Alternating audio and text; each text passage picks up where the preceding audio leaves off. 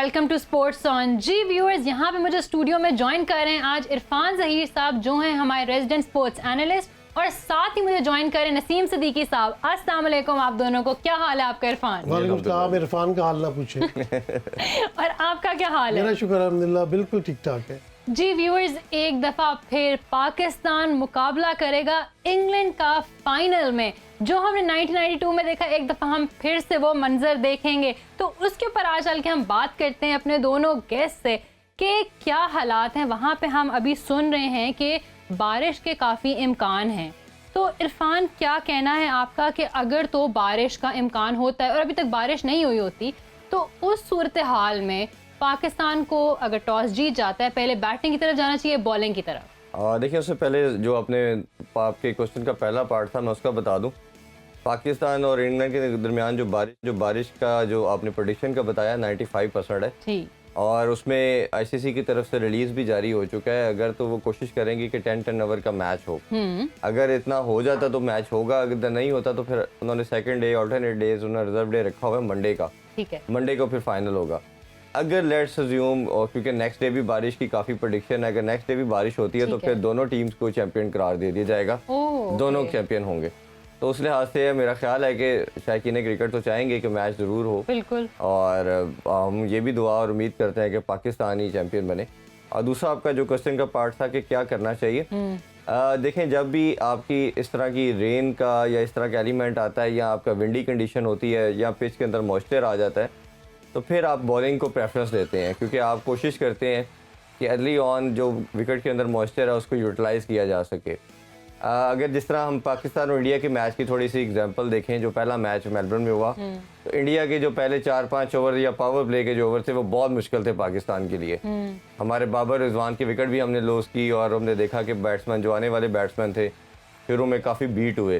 फिर जब 6-7 ओवर के बाद जब बॉल की शाइन थोड़ी कम हो जाती है, ड्राई हो जाता है थोड़ा मॉइस्चर, तो फिर ओबियसली विकेट थोड़ी फ्लैट हो जाती है, फिर आप ओबियसली उसके मुताबिक खेलना शुरू कर देते हो। तो मेरा ख्याल है कि दोनों टीमों की यही कोशिश होगी कि टॉस जीते हैं तो हम चेस करें, क्योंकि और एक उसमें और एलिमेंट भी है। एक तो विकेट की कंडीशन का जायज़ा लेके और उसको यूटिलाइज़ करना चाहेंगे। तो सेकंड ऑप्शन में वो ये भी सोच रहे होंगे कि दोनों टीमें जो सेमीफाइनल से फाइनल तक आई हैं वो चेस करके आई हैं। आल्दो के ऑस्ट्रेलिया के जो स्टैट्स बताते हैं उसमें यह कि जो टीम पहले बैटिंग करती है वो ज़्यादा बेनिफिशियल रहता है, और फाइनल के अंदर वैसे भी प्रेशर आपके पास डबल होगा, नॉर्मल मैच का प्रेशर से बहुत ज़्यादा प्रेशर होगा। तो पहले बैटिंग खेलना वैसे कंडीशन के लिहाज से ये सूटेबल ऑप्शन थी, but on the given circumstances जो सिनेरियो बन रहा है उस लिहाज से मेरे ख्याल में दोनों टीमें चेस की तरफ जाएंगी। ठीक है। अच्छा नसीम साहब, एक मरतबा फिर से बारिश का खतरा मंडला रहा है इसके ऊपर, और ये वाली बात नहीं है मेरे लिए कि अगर तो बारिश लगातार होती रहती है तो फिर दोनों टीमों को चैंपियन करार दे दिया जाएगा। इस पे आपका क्या ख्याल है? देखिए, बात तो वही है कि जो लॉ है उसके मुताबिक तो दे दिया जाएगा, लेकिन शायकीन क्रिकेट इस वक्त जो है वो पाकिस्तान को चैंपियन देखना चाहते हैं। और अगर कुछ भी मैच हो गया, कुछ 6 ओवर से ज़्यादा अगर ओवर्स का मैच हो जाता है, जिस तरह इरफान ने इसका डीएल का आपको क्लियर रूल पहले भी बताया हुआ है, तो अगर मैच हो जाता है, लेकिन उस मैच का भी मज़ा नहीं आता। मैच का मज़ा तभी आता है जब फुल फ्लेज मैच हो, एक टीम जो है पहले पूरी 20 ओवर्स में बारी ले, अपने स्कोर बनाए, और उसके बाद जो है वो दूसरी टीम उसको चेस करे, और एक मुकाबले के बाद जब ट्रॉफी ली जाती है तो उसका मज़ा ही कुछ और होता है। लेकिन यहाँ पे आपने सवाल पूछा, पता नहीं बाद में पूछे ना पूछे, जो दूसरे सेमीफाइनल में इंडिया के साथ हुआ है उसका मैं जिक्र ज़रूर करूँगा कि इंग्लैंड की आपने परफॉर्मेंस देखी, क्या कमाल परफॉर्मेंस थी। हालांकि इंडिया अच्छा खेला, उसने बड़ा कम बैक किया, 168 score was a very good score, कम से कम फाइटिंग स्कोर जरूर था। लेकिन इंग्लैंड के बैट्समैन पता नहीं क्या उस दिन खा के आए थे, उन्होंने जो लाठीचार्ज किया आते साथ ही, वो तो रुक ही नहीं रहे थे। अगर उनको ना रोका जाता, स्कोर पूरा नहीं हो जाता, वो तो 200 से भी आगे निकल जाते। तो बहरहाल उस दिन इंग्लैंड की परफॉर्मेंस बहुत अच्छी थी। इंडिया का तो समझ ही नहीं आया कि उनकी बॉलिंग अटैक को हुआ क्या है, और उसके बाद जो मीम्स बन रही हैं, जो भारतीय टीम का मजाक उड़ाया जा रहा है, वो काबिल दीद है इस वक्त। अच्छा, इस लाठी चार्ज को टैकल करने के लिए क्या पाकिस्तान रेडी है? देखिए, पाकिस्तान के बॉलर्स जो है ना, वो इंडियन बॉलर्स से थोड़े डिफरेंट है। जिस तरह शुरू में आके शाहीन अफरीदी अटैक करते हैं और पहले ओवर में जो है वो विकेट निकालते हैं, तो उनको थोड़ा सा सीखना ज़रूर पड़ेगा। वो इंग्लैंड और इंडिया वाला जो सेमीफाइनल उसको वॉच ज़रूर करें, ताकि उनको नज़र आए कि भाई वो बॉलर्स कहाँ पे गलती कर रहे थे और किस बात पर उनकी इतनी ठुकाई हो रही थी। तो ये बॉलर्स को थोड़ा सा जो है ना वो लेसन ज़रूर सेमीफाइनल से लेना चाहिए, लेकिन मेरे ख्याल से हमारे बॉलर्स बहुत डिफरेंट हैं और ठीक वो है। अच्छा परफॉर्म करेंगे। ठीक है। अच्छा इरफान, जैसे नसीम साहब कह रहे हैं कि बहुत धुलाई की इंडियन बॉलर्स की, तो हमारे पास शाहीन शाह अफरीदी, हमारे पेसर जो हैं वो बहुत मुख्तलिफ किस्म के हैं इंडिया के पेसर से। तो क्या आपको लगता है कि एक मरतबा फिर से इंग्लिश बैट्समैन का जादू तो नहीं चल सकेगा? देखिए, मैंने हमेशा कहा इस पूरे वर्ल्ड कप में, जब इवन हम परफॉर्म नहीं भी कर रहे थे शुरू में अच्छा, तो मैंने कहा कि पाकिस्तान की जो बॉलिंग लाइनअप है वो दुनिया की बेस्ट बॉलिंग लाइनअप है। हमारे पास पूरा एक कंप्लीट पैकेज है। शाहीन शाह अफरीदी दुनिया के ऐसे लीथल बॉलर जो पहले ओवर में विकेट लेने की एबिलिटी है। इसी तरह नसीम शाह 145 प्लस की बॉल करते हैं और वो भी अर्ली ऑन विकेट लेने की पूरी एबिलिटी रखते हैं और काफ़ी मैचों में उन्होंने पहले स्पेल के अंदर विकेट ली। हारिस रऊफ, जो मेरा मानना ये है कि दुनिया का नंबर 1 बॉलर की तरफ जा रहे हैं, उस डायरेक्शन की तरफ, और वो जिस तरह न्यू बॉल से भी अब बॉल कर रहे हैं और डेथ बॉलिंग तो उनकी वैसे ही यूनिकनेस एक बन चुकी है। तो पूरा ज़बरदस्त किस्म का पेस अटैक है जो दुनिया का बेस्ट अटैक है। इसी तरह जो हमारे पास स्पिनर है, शादाब की बात करें तो वो दुनिया का बेस्ट लेग स्पिनर है। उसके पास तमाम वो वैरायटी है, चाहे लेग ब्रेक की बात करें, जुगली करें, चाहे उसमें फ्लिपर की बात करें, तमाम एबिलिटी है। फिर उसके पास उसकी यूनिकनेस ये है कि वो फील्डर भी उतना ही शानदार किस्म का है। फिर नवाज जो है, आल्दो के ये कंडीशन समहाउ रिस्ट स्पिनर को इतना सूट नहीं करती, बट नवाज जो है वो भी एक पूरा पैकेज है। और नवाज ने जिस तरह पास में परफॉर्मेंस की है, कई सीरीज़ पाकिस्तान को जिताई हैं, तो मेरा ख्याल है फाइनल में पूरा मोटिवेटेड आएगा। और उसके पास जो पहले मैचेस के अंदर भारत या न्यूजीलैंड के जो जिम्बाब्वे के खिलाफ वो नहीं जिता सका, वो रिडेम्पशन करने का उसके पास पूरा एक गोल्डन अपॉर्चुनिटी है कि मैं अपनी परफॉर्मेंस दे के पाकिस्तान को वर्ल्ड चैंपियन बनाऊँ। तो ये पूरा 5-6 का वसीम जूनियर को हम नहीं बुला सकते। जो उसकी खूबसूरत चीज़ हमें नज़र आई, अभी मैंने जितने भी वर्ल्ड कप के अंदर बॉलर देखे, कोई भी बॉलर रिवर्स स्विंग नहीं कर पा रहा। वसीम जूनियर वाहिद बॉलर है जो रिवर्स स्विंग कर पा रहा है। उसकी 2 रीज़न नज़र आती हैं, एक उनका स्लिंगिंग एक्शन और दूसरा उनकी रिस्ट। जो रिस्ट है वो पूरा अपोजिट डायरेक्शन में मारते हैं, जिसकी वजह से उनकी बॉल रिवर्स स्विंग हो रही है। तो ये एक 6 बॉलर ऐसे हमारे पास हैं। 6 बॉलर का फ़ायदा ये होता है ऐसी कंडीशन के अंदर, अगर किसी बॉलर का दिन बुरा भी हो, बॉलिंग अच्छी ना भी हो रही हो, तो आपका बैकअप प्लान तैयार है। इवन हमारे पास इफ्तिखार एक पूरी प्रिपेयर्ड कमोडिटी है। इफ्तिखार को डोमेस्टिक में या पाकिस्तान की तरफ से भी कंटिन्यूस हमने देखा कि उन्होंने बॉलिंग करते रहते हैं, वो पूरा तैयार बॉलर है। तो उसको भी हम 1-2 ओवर के लिए यूटिलाइज कर सकते हैं as per scenario, as per requirement. तो ये बॉलिंग के लिहाज से, तो अब इंग्लैंड की आपका क्वेश्चन था कि क्या हम टफ टाइम दे सकेंगे, 100% दे सकेंगे। ठीक है। और पाकिस्तान ने सिर्फ 2 चीज़ें करनी है, एक अपनी इंटेंट को पॉजिटिव रखना है, एग्रेसिव रखना है, और दूसरा हमने सबसे पहले अटैक करना है उनके दोनों ओपनर्स को, और तीसरा बेन स्टोक को। ठीक है। क्योंकि 3 प्लेयर आपने आउट करने हैं। उनके जो बाकी टीम है वो कोई फॉर्म में नहीं है, क्योंकि हमने देखा कि बिट्स एंड पीसेस में थोड़ी बहुत परफॉर्मेंस आई, अदरवाइज उनकी किसी की अच्छी परफॉर्मेंस नहीं आ रही। चाहे मिडिल ऑर्डर के ऊपर काफी बात हो रही है। हाँ, हैरी ब्रोक जो है वो फॉर्म में नहीं है, लिविंगस्टोन नहीं है। फिर इसी तरह सॉल्ट को कल उन्होंने डाला, सॉल्ट को इसीलिए डाला कि चले बेन स्टोक को चौथे नंबर पे लेके आए, तो थोड़े वो भी कंफ्यूज नजर आ रहे हैं। लेकिन पहले 2-3 प्लेयर इतने बड़े प्लेयर हैं कि वो कॉन्फिडेंट इनफ है। जिस तरह कल का मैच उन्होंने सिंगल हैंडली भारत से जीत लिया। लेकिन अगेन पाकिस्तान की bowling line entirely different bowling lineup है हमारे पास। देखिए इरफान, पहले ओवर में तो एलेक्स निकल जाएगा, दूसरे नसीम शाह के ओवर में जो है वो बटलर निकल जाएगा। उसके बाद देखते हैं वो क्या करते हैं। इंशाल्लाह अल्लाह करे कि ऐसा ही हो जैसे आप बता रहे हैं। अच्छा नसीम साहब, टीम मोराल कैसा है, क्योंकि बारिश की भी प्रेडिक्शन है। दूसरा इंग्लैंड का यही जो उन्होंने बहुत टक्कर दी इंडिया को, बटलर ने और एलेक्स हेल्स ने, उसके खिलाफ क्या हमारे प्लेयर्स थोड़ा अंडर प्रेशर तो नहीं आए हुए? नहीं, इस वक्त हमारी टीम का हौसला बहुत बुलंद है। बल्कि आपको ये कहना चाहिए कि जो पाकिस्तान ने अपना सेमीफाइनल न्यूजीलैंड के खिलाफ जीता था, तो इंग्लैंड हमारे फुट स्टेप्स में आया। हमारे भी ओपनर्स ने उस दिन सोरन की पार्टनरशिप की है, बहुत अच्छा खेल खेला रिजवान ने और बाबर ने। तो हमारे तो जो प्लेयर्स हैं, खासतौर पे जो हारिस की परफॉर्मेंस है वो बड़ी बेहतरीन है। फिर चांद मसूद भी साथ है, इफ्तिखार भी परफॉर्म कर रहे हैं, उधर से हमारे बॉलर्स परफॉर्म कर रहे हैं। तो हमारे जो टीम है उनके मॉरल तो बहुत आई है। और हमारे दूसरा हमारे जो चेयरमैन पीसीबी रमीज़ राजा हैं, वो भी पहुंच चुके हैं मेलबर्न, और वो उनको गाइड भी कर रहे हैं, मोटिवेट भी कर रहे हैं। और उन्होंने एक बहुत अच्छी बात की कि मैं टीम के जो मामलात होते हैं उसके अंदर इंटरफेरेंस नहीं करता, इनके कप्तान को पूरे इख्तियारात देते हैं। और फिर वो जो 92 वाला वर्ल्ड कप था, क्योंकि रमीज़ राजा उस टीम के मेंबर थे और वो खेले थे, बल्कि आखिरी कैच भी शायद उन्होंने पकड़ा था, तो वो बड़ी मोटिवेशन देंगे इस वक्त टीम को। और टीम का मोरल हाई है इस वक्त ना, प्रैक्टिस भी वो लोग कर रहे हैं और डेफिनेटली प्लानिंग भी कर रहे होंगे। और मेरे ख्याल से हमें एक बड़ा अच्छा मैच देखने को मिलेगा। दुआ तो यही है कि बारिश ना हो और मैच हो। मैच अगर पूरा 20-20 ओवर्स का होगा तो इंटरेस्टिंग भी होगा और पाकिस्तान इंशाअल्लाह ताला उसमें फतह हासिल करेगा। ठीक है। इरफान, ऑस्ट्रेलिया में ही है मैच, लेकिन ऑस्ट्रेलियन टीम तो आउट हो चुकी है। अब ऑस्ट्रेलियन क्राउड क्या लगता है आपको किस टीम को सपोर्ट करने आएगी फाइनल में? देखिए, ऑस्ट्रेलिया की बड़ी लंबी राइवरी है, जिसका पाकिस्तान इंडिया की है, इस तरह ऑस्ट्रेलिया इंग्लैंड की भी है।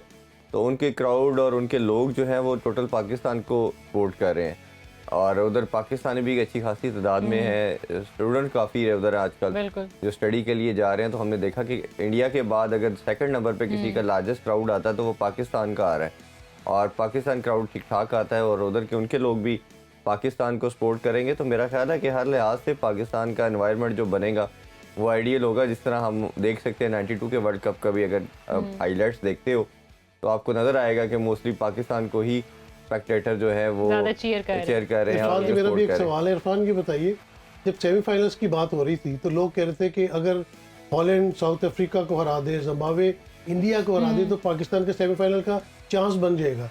बताइए कि इंडियन भारतीय टीम का कोई चांस है फाइनल में जाने का? अब देखिए, वो कहते हैं ना, किसी के लिए गड़ा खोता है जो खुद गिर जाता है। नहीं, मेरे पास एक चांस है वैसे। क्या? देखने तो जा सकते हैं ना। हाँ, तो वो उसमें ये है कि आपने जितना उसी तरह हर लोग पाकिस्तान को सपोर्ट करेंगे। सिर्फ हमें दो चीज़ें करने की ज़रूरत है।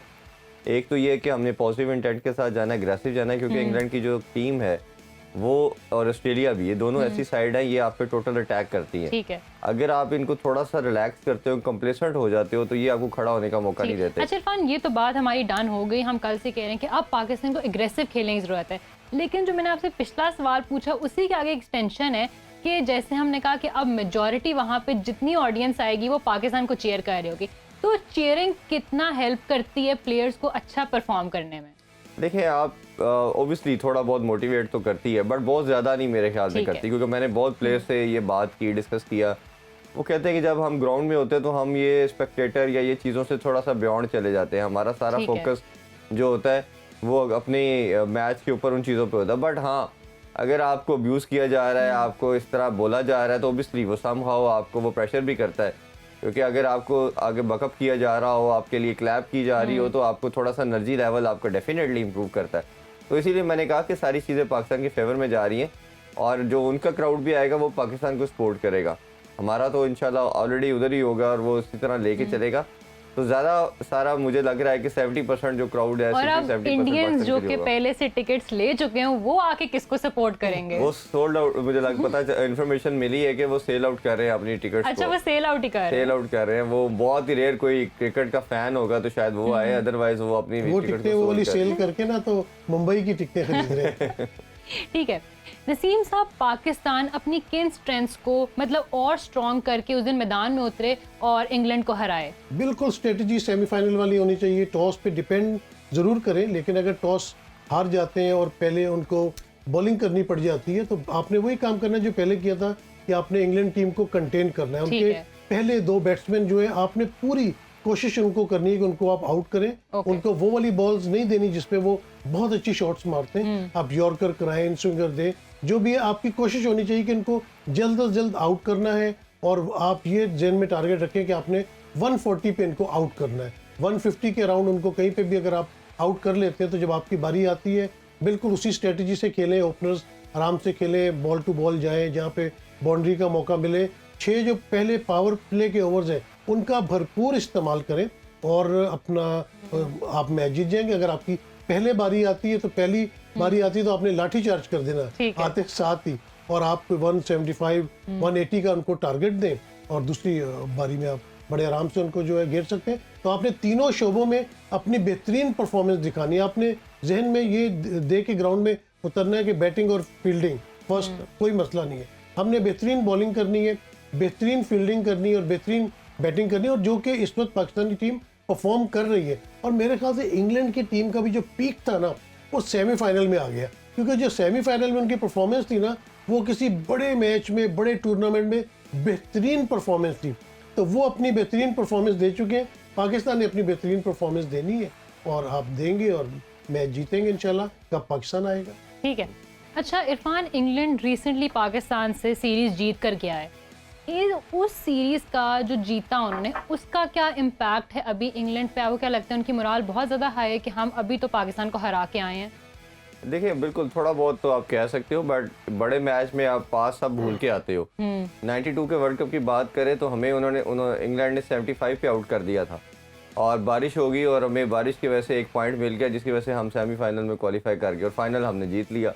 तो पास की परफॉर्मेंसेस में तो कोई आप बात नहीं कर ठीक है। सकते। और जिस तरह वो काफ़ी लोग कह रहे हैं कि इंग्लैंड ने जिस तरह सेमीफाइनल जीता है पाकिस्तान में प्रेशर होगा, कोई प्रेशर नहीं होगा। ओके। आप जब मैच के अंदर आते हो तो प्रीवियस तमाम चीज़ों को भुला के और एज ए न्यू गेम आते हो दोनों टीम के लिए। ये सिर्फ पाकिस्तान के लिए बात नहीं कर रहा, इंग्लैंड का भी यही होगा कि वो भी आके प्रीवियस जो अच्छा किया या बुरा किया वो सब निकाल के उस गेम पे फोकस करेंगे। हमारे लड़कों का भी यही होगा। अभी इवन हमने जब 2019 के वर्ल्ड कप की 50 ओवर्स के वर्ल्ड कप की बात करें तो हमें 4-1 से इंग्लैंड ने सीरीज़ हराई थी और बड़ी ठीक ठाक हमारी धुलाई की थी उस सीरीज़ के अंदर। बट जैसे वर्ल्ड कप के मैच के अंदर हम आए, हमने उनको 329 किया और उनसे मैच वो जीत लिया। तो ये पास में इस तरह की एग्जांपल बड़ी ढेर आपको मिल जाएंगी कि पहले कुछ परफॉर्मेंस थी वर्ल्ड कप के अंदर, क्योंकि उसका पैशन, उसका प्रेशर, उसकी एनर्जी इंटायरली डिफरेंट होती है in comparison of previous matches. तो मेरा ख्याल है कि पाकिस्तान पे प्रेशर कम है, इंग्लैंड पे ज़्यादा है, ठीक क्योंकि है। पाकिस्तान जिस पोजीशन से आया है, Pakistan has nothing to lose. वो तो एक दफ़ा माइंड शायद बना चुके थे लड़के, जिस तरह जिम्बाब्वे के खिलाफ हमने कुछ वीडियोस भी आई, पिक्चर्स भी देखी कि लड़के रो रहे हैं, वो सारा कुछ तो उनको लगा कि शायद वर्ल्ड कप ख़त्म हो गया। जब उस तरह उनको एक रे ऑफ होप नज़र आई और उन्होंने फिर एफर्ट करना शुरू की और मोमेंटम गेन किया। मैं बार बार ये डेली बात कर रहा हूँ कि क्रिकेट के अंदर सबसे इम्पोर्टेंट चीज़ होती है मोमेंटम और पीक। तो हमारी पीक भी चाह रही है, हमारा मोमेंटम भी बन चुका है और लड़कों का जेलिन होना। आपके क्रिकेट के अंदर सबसे इम्पोर्टेंट एक और चीज़ जो मैटर करती है वो प्लेयर्स का जेलिन होना है। जब लड़के जेलिन होकर खेलते हैं तो उसकी एक डिफरेंट एनवायरनमेंट बन जाता है टीम का। जिस तरह कल अगर भारत की बात कर रहे थे तो आप उनकी बॉडी लैंग्वेज देखें, वो आपको प्योर एग्जांपल इस मेरी वाली बात की आपको मिलेगी कि लड़के जेलिन नहीं थे। चाहे कैप्टन की बॉडी लैंग्वेज देखें, दूसरे की देखें, आप अगर मिस फील्डिंग हो गई तो हार्दिक पांड्या वो अजीब बिहेव कर रहा है, फिर कोहली के एक्सप्रेशन आप देखें तो पूरे लड़कों का जो एक बॉडी लैंग्वेज था वो बहुत ही वेयर्ड था, जो क्रिकेटिंग पॉइंट ऑफ व्यू से नहीं होना चाहिए। वही फिर आपकी रिफ्लेक्ट करती है चीज़ रिजल्ट के ऊपर भी आके। यानी कि उसका मकसद ये होता है कि लड़के जेलिन नहीं है, एक दूसरे को सपोर्ट नहीं कर रहे और वो एक दूसरे को वो ब्लेम गेम है कि इसका मतलब पॉलिटिक्स चल रही है कोई उनकी टीम के अंदर? पॉलिटिक्स तो हम शायद नहीं कह सकते, बट ये जरूर होता है कि कई दफा लाइकलीनेस और डिसलाइकलीनेस वो भी आ जाता है। जैसे आपको कोहली को 2 साल डेढ़ पहले कैप्टनसी से हटाया गया, कहीं ना कहीं हो सकता है उनके माइंड में हो, जब ये धोनी को भी हटाया गया था और कोहली को कैप्टनसी दी गई थी तब भी इनकी बहुत ज़्यादा ग्रुपिंग हो गई थी टीम के अंदर। आधे लड़के ने कहा कि हम धोनी के कैप्टनसी के अंदर आए थे, हम धोनी को सपोर्ट करते हैं, कुछ ने कहा। इरफान मुझे बताएं मेलबर्न की पिच कैसी है, ग्राउंड कैसा है और वो क्या बॉलिंग को हेल्प करता है या बैटिंग को? इंग्लैंड के लिहाज से तो आपको कंप्रेसर इसलिए नजर आई कि इनकी टीम में ना काफ़ी कैप्टन खेल रहे थे। ठीक है। विराट कोहली की बॉडी लैंग्वेज जब से कैप्टनसी ली गई है मुझे तो बिल्कुल प्रोफेशनल उस तरह की नज़र नहीं आई, सिवाय जो पाकिस्तान के खिलाफ उन्होंने मैच जिताया। ना उनका कोई रिदम नज़र आया, ना कुछ मिट्री नज़र आई। कल भी उन्होंने 125 के स्ट्राइक रेट के साथ इनिंग्स खेली। जब आपको पता है कि अपोजिशन आपकी इतनी स्ट्रॉन्ग है, आपकी जो ओपनर टीम है वो बहुत ज़्यादा हार्ड हिटर के साथ है, तो आपको ट्राई करनी चाहिए थी 200 की। इनकी टीम सिर्फ एक बैट्समैन पे खेल रही थी, वो सूर्य कुमार यादव थे। बाकी जो है आप रोहित शर्मा की बात कर लें, टोटल आउट ऑफ फॉर्म, एक आधी परफॉर्मेंस बिट्स एंड पीसेस के अंदर। इसी तरह केएल राहुल 250, बाकी मैचेस में बिल्कुल आउट ऑफ फॉर्म।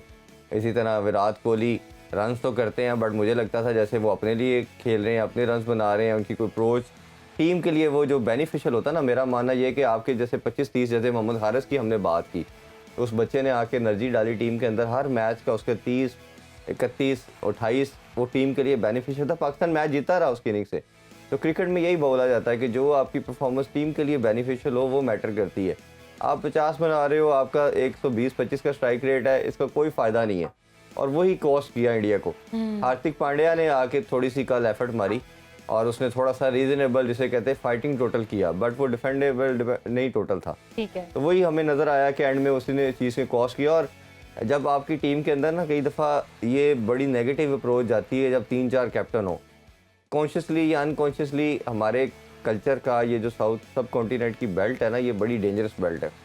इसमें जब अगर पॉलिटिक्स किसी तरह घुस जाए ना तो वो निकलती नहीं है। अब उनके केएल राहुल है, वो कई दफ़ा कैप्टनसी कर चुके, जब रोहित शर्मा इंजर्ड थे वो करते रहे। रोहित शर्मा इटसेल्फ कैप्टन, कोहली पहले कैप्टन। जिस तरह कोहली से कैप्टनसी छीनी गई वो हम सबके सामने है कि पहले उनको तो ये भी बात की जा रही थी कि वर्ल्ड कप में भी नहीं होना चाहिए।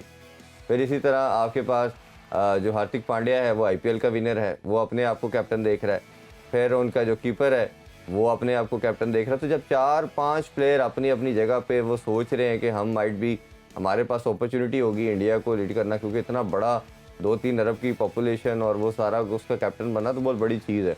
तो मेरा ख्याल है, और मेरा उसी बात को जो मैं डेली कह रहा हूँ कि अब शायद ये टीम्स को जो हार रही हैं उनको देखना पड़ेगा कि हमें ये जो ज़्यादा सीनियर लोग हैं जो परफॉर्मेंस में जिता नहीं पा रहे, इनको मेरा ख्याल है डिसीजन लेना पड़ेगा। और मुझे लगता है कहीं ना कहीं इंडिया रोहित शर्मा और विराट कोहली को ये रिटायरमेंट के लिए T20 से तो एटलीस्ट मस्ट कह देंगे कि आप रिटायरमेंट ले लें। ठीक है और दूसरा आप जी, लोग आप पिच के बारे में बताएं कि मेलबर्न की कैसी है, विकेट कैसी है और ग्राउंड कैसा है। देखें, ये अब ऑस्ट्रेलिया के अंदर जैसे हमने शुरू से बात कर रहे हैं, ड्रॉप इन पिचेस का कॉन्सेप्ट आना न्यूजीलैंड में, ऑस्ट्रेलिया में आना शुरू हो गया।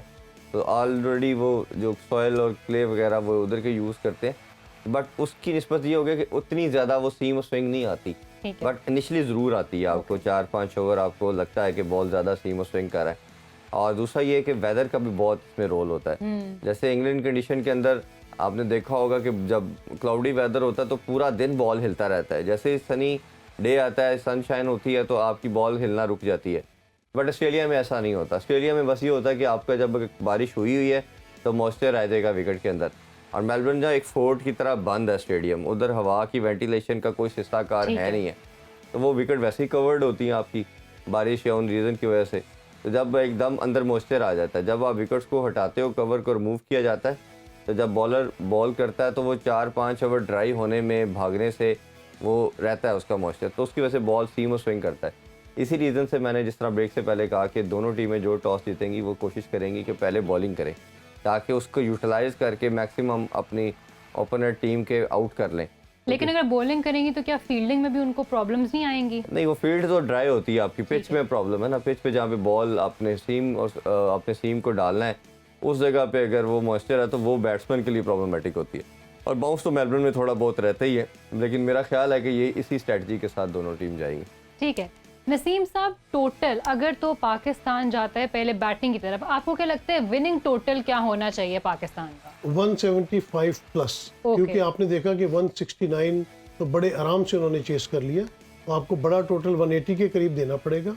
और फिर बॉलिंग में आपको उनको कंटेन करना है, और आप 10 विकेट निकालने का ना सोचें, आपने नहीं सोचना कि आपने एलेक्स को और बटलर को, इन दो को जो है आपने क्विकली आउट करना है। तो कितने तक इंग्लैंड को कंटेन रखें कि वो हम फिर चेस करने में हमें आसानी होगी? उसमें बिल्कुल 150 से ज्यादा आपने नहीं जान देना, क्योंकि चेस करना मुश्किल भी हो सकता है। गो के हमारे प्लेयर्स के पास क्वालिटी है, लेकिन ये फाइनल मैच है, इसके अंदर जो है ना, वो जो मैंने पहले मिसाल दी थी कि शेर जब हमला नहीं करता हिरन के ऊपर तो गर्दन से पकड़ता है, तो यहाँ पे भी आपने छोड़ना नहीं मैच किसी टाइम भी। आपने पूरे 40 आवर्स आपको अलर्ट रहना है। किसी मौके पे ये नहीं सोचना, जैसे इंडिया के मैच में हमने 10वें ओवर में सोच लिया था कि अब तो हम मैच जीत गए, बिल्कुल रिलैक्स हो गए, और वो रिलैक्स होने का आपने नतीजा देख लिया था।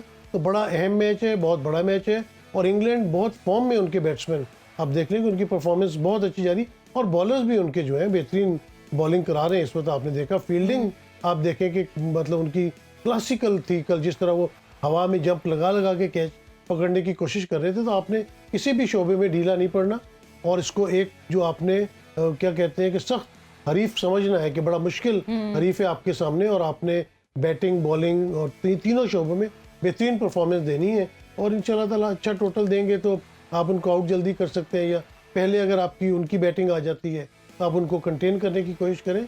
बेस्ट क्रिकेट डे आपने उस दिन जो है वो परफॉर्म करना है। ठीक, इरफान, ओपनर्स इंग्लैंड के बटलर और हेज दोनों अग्रेसिव खेलते हैं क्या? जी ऑब्वियसली इनकी वीकनेस यही है। बटलर तो पहले मिडिल ऑर्डर में खेलता था, बट जैसे ही उसने देखा जेसन रॉय वगैरह को, जेसन रॉय भी इनकी टीम के परमानेंट मेंबर थे, बट जैसे T20 के खुद कैप्टन बने तो वो ऊपर आ गए, क्योंकि मकसद यही होता है ना इन प्लेयर्स का कि हम पावर प्ले को मैक्सिमम यूटिलाइज करें। ठीक है। और पावर प्ले को यूटिलाइज करने से फिर आपको ओबियसली आपका पूरा मैच सिंगल हैंडली आप कई दफ़ा वे ले जाते हो। अगर आपने 60-70 का टोटल लगा दिया 6 ओवर में, तो आने वाले बैटर के लिए भी बैटिंग ईजी हो जाती है, और आपको जो भी रन रेट आपने चेस करना हो या पहले खेलते हो बना सकते हो। अच्छा इरफान, यहाँ से मैं आपसे जो असल क्वेश्चन है वो पूछती हूँ। आपने कहा, हमने पहले भी सुना कि कंट्रोल्ड एग्रेशन होना चाहिए। अगर एक साइड एग्रेसिव खेले, दूसरा थोड़ा कंट्रोल पे आ जाए, तो ये जो दोनों तरफ से एग्रेशन आ रहा है, कि हम इसको यूज़ करते हुए पहले उनकी विकेट्स लेना शुरू कर सकते हैं? देखिए, कंट्रोल्ड एग्रेशन उस टाइम काम आता है कि जब एक सिनेरियो ये है कि आपने अटैक किया दूसरी टीम के ऊपर और आपका अटैक सक्सेसफुल हो गया, तो आप फिर वो अटैक ही रखते हो, अटैकिंग मोड को ऑन ही रखते हो, उसको नहीं आप छोड़ते। जैसे न्यूजीलैंड के ख़िलाफ़ हमने किया या इंग्लैंड ने कल किया। एक होता सिनेरियो कि आपने अटैक किया, आपकी विकेट्स गिर गई, तो उसमें फिर होता है कि आपने शेल में नहीं जाना होता कि आप रुक जाएं। उसमें फिर एक एंड पे अगर आप बैटिंग कर रहे हैं, एक एंड पे जो बैट्समैन है वो इनिंग्स पे एंकर करेगा, दूसरा अपनी हिटिंग जारी रखेगा, क्योंकि कम टोटल बना के भी आप सर्वाइव नहीं ना कर सकते। तो फिर उसमें है कि दोनों हैंड से आप हिटिंग नहीं करेंगे, थोड़ी सी पार्टनरशिप को भी बिल्ड करेंगे साथ, लेकिन रन्स की रोटेशन नहीं रोकेंगे आप, सिंगल डबल चलती रहेंगी, दरमियान में और बाउंड्रीज भी होती रहेगी ताकि मोमेंटम आपका कंटिन्यू है। मोमेंटम आपका टूट जाए बैटिंग के अंदर भी तो फिर आपको कवर अप करना मैच में मुश्किल हो जाता है। इसी तरह बॉलिंग के अंदर भी आप जब विकेट्स लेने के लिए जाते हो तो अगर किसी बॉलर को विकेट नहीं मिल रही तो उसका फिर सेकंड जॉब होती है कि वो फिर कंटेन करे, इस लाइन और लेंथ पे बॉल करे कि वो रन लीक ना करे, वो ज़्यादा कंसीड ना करवाए। तो ये इस तरह दोनों के कम्बिनेशन है। तो यही कंट्रोल एग्रेशन की बात मैं हमेशा करता हूँ। एग्रेशन ज़रूर रखें, लेकिन उसको कई दफ़ा आपको मैनेज करना पड़ता है, उसको कंट्रोल करना पड़ता है। और बड़ी टीमों का यही होता है कि वो बैलेंस आउट करके चलती हैं। लेकिन जैसे मैंने कहा, ऑस्ट्रेलिया और इंग्लैंड ऐसी साइड है, इनको आपने ज़रा सी स्पेस दी तो ये फिर आपके ऊपर पूरा ही कवर कर देते हैं, आपके ऊपर हावी हो जाते हैं।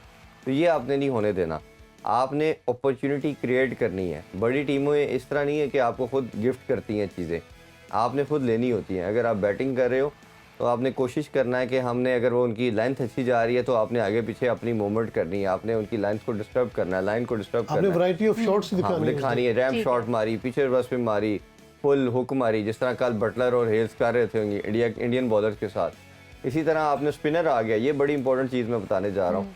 अब जैसे डायमेंशंस काफ़ी बड़ी हैं, मेलबर्न की शायद दुनिया की सबसे बड़ी लेंथ वाइज आपकी 85-90 मीटर की भी बाउंड्रीज है कुछ।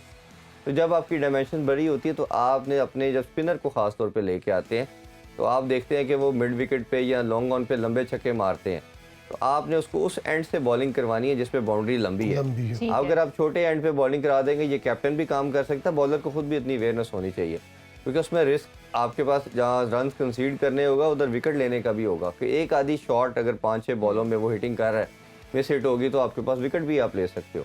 क्योंकि T20 में भी सबसे क्रूशल चीज़ जो है वो विकेट लेना है। विकेट्स आप लेते हो, एक तो मोमेंटम ब्रेक होता है, रन नीचे आते हैं और फिर आप बड़ा टोटल नहीं करने देते अपने ओपोनेंट टीम को। तो ये मेरा ख्याल है इस तरह की तमाम प्लानिंग ये 2 दिन 3 दिन टीम को मिले हैं, इस पर हम वर्किंग कर रहे होंगे। हमें सबसे ज़्यादा जो बेनिफिट उठाना है, मेरा ख्याल है this is the ideal time कि मैथ्यू हेडन से लें और शेन टेट से लें। इस तरह हमने 1 साल से दोनों को कैरी किया और मेरा ख्याल है ये आइडियल प्लेटफॉर्म था कि हम उन दोनों को यूटिलाइज़ करें, क्योंकि इन कंडीशन के लिहाज से इन दोनों से बेहतर कोई नहीं बता सकता। और मैथ्यू हेडन तो बहुत ज़्यादा वास्ट एक्सपीरियंस है इस तरह के फाइनल मैच खेलने का और इस तरह की कंडीशन के अंदर खेलने का। और जो मेरा ख्याल है, प्लस इंग्लैंड को बड़ी अच्छी तरह रीड करते हैं ऑस्ट्रेलियन, उन्होंने इनके खिलाफ भी बहुत क्रिकेट खेली हुई है। तो ये ऐसे बंदे का टीम में होना मेरा ख्याल है एक बहुत बड़ी ब्लेसिंग है और आपको चाहिए कि उसको मैक्सिमम उसके एक्सपीरियंस को यूटिलाइज़ करें। आल्दो के आपके पास क्लैन और मोहम्मद यूसुफ हैं, बाद मेठी और ओडन का साथ होना मेरा ख्याल है बहुत बड़ा। यहाँ जो आपने एक बात की ना, बड़ी अच्छी बात की कि अगर बॉलर को विकेट नहीं मिल रही तो वो कम से कम बैट्समैन को कंटेन करने की कोशिश करे। और मैंने देखा कि जब बॉलर बैट्समैन को कंटेन करने की कोशिश करता है तो बैट्समैन खुद विकेट दे देता है, क्योंकि वो डेस्परेट हो जाता है, स्कोर नहीं हो रहे होते, या वो गलत शॉट मारता है या ऊंची शॉट मार देता है। तो ये बड़ा टेक्निकली हर बॉलर को, हर बैट्समैन को जो है ना वो टेक्निक के साथ उस दिन परफॉर्म करना पड़ेगा और अपनी मतलब सेंस को भी यूज़ करना पड़ेगा, नर्व्स भी लूज नहीं करने और अपना बेस्ट जो है वो उस दिन देने की कोशिश करनी चाहिए। अच्छा इरफान, क्या अपडेट है हमारे पास हमारी टीम की? क्या उन्होंने फिर से एक दफ़ा प्रैक्टिस करनी शुरू कर दी है? अभी तक नहीं। जी, उसमें सुना था कि बारिश हो रही है और इंडोर प्रैक्टिस की गई है। ठीक है। और मैथ्यू हेडन ने प्रैक्टिस मोस्टली मेन वर्किंग उन्होंने की है और बाबर के साथ और रिजवान के साथ स्पेशल सेशन उन्होंने किया, क्योंकि उनके पास तमाम इंडोर की फैसिलिटीज़ ऑस्ट्रेलिया के पास बड़ी अच्छी किस्म की अवेलेबल है। तो इंडोर प्रैक्टिस की गई और मेरा ख्याल है कि पाकिस्तानी टीम पूरी प्रिपेयर्ड है। ओबियसली हम अपने ओपोजिशन को भी हल्का नहीं ले सकते, वो भी एक बहुत दुनिया की one of the best team है, वो भी इसी तरह प्रिपरेशन के साथ आएंगे। बट आपने नफ्स को लूज़ नहीं करना। फाइनल मैच को खेलने के 2 तरीके होते हैं अब बड़े मैच के। एक तो आप अपने नफ्स को इंटैक्ट रखते हो, आपको अगर बाउंड्री लगी है, कुछ हुआ है तो आप कंट्रोल रखें, अपने आप पे पैनिक नहीं करें। दूसरा होता है, जितना मैंने अपने कोचेस से बात की है, कैप्टन से बात की है, डिफरेंट प्लेयर से मैंने बात की, मैंने 2.5-3 साल में काफ़ी इंटरव्यूज़ भी किए, सबने एक बात की कि अगर आपने बड़ा मैच या फाइनल खेलना ना, उसका बेस्ट तरीकाकार ये है कि आप बॉल टू बॉल पे आ जाएं। ठीक है। आप मैच वाइज प्लान ना करें, बॉल टू बॉल प्लान करें। अगर बॉलर है तो उसने ये देखना है कि ये मेरी ज़िंदगी का शायद लास्ट मैच है और मैंने ये सबसे इम्पोर्टेंट मैच है, इस तरह आपने लेके चलना है। और हर बॉल को ये सोचना है कि ये मेरी ज़िंदगी की सबसे बेस्ट बॉल मैंने करनी है। जब आप इस इंटेंशन के साथ बॉलिंग करते हो, फील्डर भी इसी इंटेंट के साथ खड़ा होता है, इस बॉल में मैंने रन्स नहीं होने देना। बैटिंग के लिए भी आप आते हो तो इसी इंटेंशन के साथ आते हो कि इस बॉल पे मैंने रन्स बनाने हैं, मैंने कुछ करके जाना। तो जब आप बॉल टू बॉल फाइनल को खेलते हो ना, नॉर्मल मैचेस में शायद इतनी आप कॉन्शियस नहीं होते, बट अगर फाइनल में इस तरह इस अप्रोच के साथ जाते हो तो मेरा ख्याल है वो आपको बेनिफिशियल होता है। जैसे टेस्ट मैचेस के अंदर बोला जाता है कि आपने तीनों हाफ को डिफरेंट तरीके से खेलना है, आपने हाफ वाइज अपने मैच को लेके चलना है। तो इसी तरह ये T20 के अंदर क्योंकि छोटा फॉर्मेट है, तो आप over to over, ball to ball जब उसको लेके चलते हो तो आपके पास उसका प्रेशर भी कम आता है और आप अपना 100% भी देते हो। ठीक है जी नसीम साहब, हमने हमारे शो में भी हमने देखा कि पाकि पूरी कौम ने बाबर आजम को काफ़ी तनकीद का निशाना बनाया इस T20 वर्ल्ड कप में, लेकिन लास्ट मैच में उन्होंने काफ़ी अच्छी परफॉर्मेंस दिखाई। तो क्या लगता है आपको कि अब वो वापस फिर से बाबर आजम जो फाइनल आ रहा है उसमें अपनी मिस्टेक तो नहीं दोहराएंगे? अब देखिए ये तो फाइनल में ही आगे पता लगेगा, लेकिन चलो उनका रिदम वापस आ गया और हमारी दुआ है कि कम से कम फाइनल में उनका रिदम बरकरार रहे। ये ना हो कि फाइनल में जाके फिर वो स्ट्रगल करने लगे। और वो जो तनकीद करने वाले थे उनमें हम लोग भी शामिल हैं, हमने भी यही मशवरा दिया था कि तीसरे नंबर पे आ जाए। इसमें कोई बुरी बात नहीं, इसलिए कि जब आप एक्सपेरिमेंट कर रहे हैं, आपने वन डाउन नवाज को बुला लिया, शादाब को निचले नंबर पे खिला लिया और उन्होंने वहाँ पे परफॉर्म किया, तो आप तो बहुत बड़े बैट्समैन हैं। हो सकता है कि नई बॉल के साथ आप वो परफॉर्म ना कर रहे हो। जब आप वन डाउन अगर आते हैं, जिस तरह हारिस आ गया था, अगर वो आके खेलता है, बड़ा स्कोर दे देता है पावर प्ले के अंदर और आप वन डाउन आते हैं, तो हो सकता है आप बहुत बड़ी वहाँ पे परफॉर्मेंस दे जाते हैं। तो इसमें कोई हर्ज नहीं है। दुनिया के बहुत बड़े बैट्समैन हैं बाबर आजम जो है ना, और उनकी जिस तरह स्ट्रोक्स हैं, तो हमें फिक्र इस बात की थी कि उनकी परफॉर्मेंस नहीं आ रही, उनके ऊपर हमें कोई शक नहीं है। हम ये नहीं चाहते कि वो छोड़ दें क्रिकेट या उनको नहीं खेलनी चाहिए। हम चाहते हैं कि वो खेलें और उनका बल्ला रन उगले, इसलिए तमाम लोग मशवरे दे रहे थे और इस तरह हुआ है। आप देखें दुनिया के बड़े बड़े बैट्समैन हैं, उन्होंने अपना नंबर चेंज किया है, नंबर चेंज करके उन्होंने बहुत अच्छी परफॉर्मेंस दी है। तो नाकदीन का यही था कि आप नंबर चेंज करके देखें, अगर आपसे नहीं खेला जा रहा। 23 करोड़ आवाम है, टीम के खिलाड़ी 11 होते हैं, लेकिन 23 करोड़ के 23 करोड़ को जो है ना, क्रिकेट के बारे में सब पता है। तो जी आप किसी से भी जाके करवा लें, ठीक है ना। तो इस वजह से उनको कहा जा रहा था, लेकिन हमारी दुआ है कि वो अपने इस परफॉर्मेंस पे जो उनका अब मोमेंटम बना है, और नो डाउट उन्होंने मेहनत भी की। जैसे इरफान ने उस दिन बताया था कि सेमीफाइनल से पहले बाबर तकरीबन 2 घंटे प्रैक्टिस करते रहते, अकेले प्रैक्टिस करते हुए नजर आए। उन्होंने 2 घंटे एक एनर्जी अपनी वेस्ट की। उसके बाद उनको इतने बड़े मैच के अंदर जाना था, लेकिन उन्हें अपने अंदर कॉन्फिडेंस था और उन्हें यह भी था कि उन्होंने परफॉर्म करना है, क्योंकि अवाम उनकी परफॉर्मेंस देखना चाहती है। और जहां उन्होंने परफॉर्मेंस दी, अवाम भी खुश हो गई और आप मैच भी बड़े आराम से जीत गए। तो ये चीज़ें देखनी पड़ती हैं। वो लोग मेहनत ज़रूर करते हैं, उनकी अपनी स्ट्रेटजी होती है। अगर वो तमाम लोगों की तनकीद ही देखने लगे तो वो शायद डिप्रेशन में चले जाए। तो बाबर ने बहुत अच्छा किया, बड़ी अच्छी परफॉर्मेंस दी। रमीज़ राजा साहब ने भी जाके उनको बकअप कहा है, उन्होंने कहा कि मेरा कप्तान तो बाबर ही है। तो जब आप इस किस्म की बकअप देते हैं तो उनको मोटिवेशनल थोड़ी सी चीज़ें मिलती हैं, पॉजिटिव साइंस आते हैं और उससे वो मज़ीद बेहतर परफॉर्म करते हैं। और इस वक्त तो पाकिस्तान टीम के लिए दुआएं भी बहुत ज़्यादा हैं और दवाएं भी बहुत ज़्यादा हैं। इरफान, पावर प्ले का किस तरह इस्तेमाल करना चाहिए पाकिस्तान को? हार्ड हिटिंग पे आए फ़ौरन शुरू में, या तो पहले थोड़ी देर डटे रहें और विकेट ना जाने दें? जिसमें नसीम साहब वाले बात करें तो उसमें मैं एक पॉइंट ऐड करता हूँ। चलो मेंटली स्ट्रॉन्ग होना बहुत ज़रूरत है। मेंटल स्ट्रेंथ जिसकी जितनी ज़्यादा होगी वो नफ्स को कंट्रोल रखेगा और उस पर लेके चलेगा। अब मेरा ख्याल है कि बाबर इस चीज़ में थोड़ा सा बेहतर नज़र आ रहे हैं कि मेंटली स्ट्रॉन्ग है। आल्दो कि हम उनकी कैप्टनसी पे थोड़ी बहुत बात कर सकते हैं कि डिसीजन थोड़े से क्विक नहीं लेते, लेकिन जहाँ तक हमारी स्पोर्ट की बात है, पाकिस्तान के कैप्टन है, पूरी नेशन उनको सपोर्ट कर रही है। इवन जो मैच हारे भी तब भी पूरी नेशन ने, देखें क्रिटिसाइज़ करने का ये मकसद नहीं होता कि हम उनको लेट डाउन कर रहे हैं या कोई कर रहे हैं। हम जो गलतियाँ कोताहियाँ कई दफ़ा होता है आप नहीं देख पा रहे होते तो आपसे हो रही होती तो उसको हाईलाइट किया जाता है।